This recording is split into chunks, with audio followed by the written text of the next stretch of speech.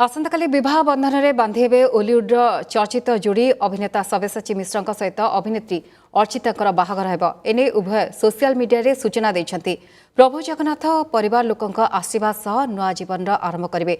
दीर्घ दिन धरी अर्चिता और सब्य विवाह नहीं चर्चा होउथला।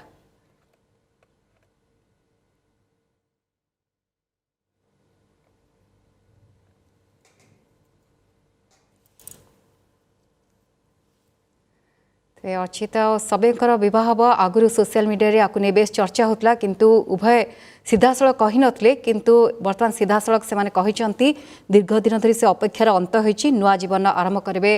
बेस चर्चित ये जोड़ी दीर्घ दिन धरी अर्चिता सब्य विवाह नहीं चर्चा होता। फैन माने प्रश्न पचारे किंतु शेष में से सोशल मीडिया रे कहिसंती काली तांकर बाहागर हेब तेणु परिवार लोक तांका फैन और प्रभुंकर आशीर्वाद नबाकू से चाहिए।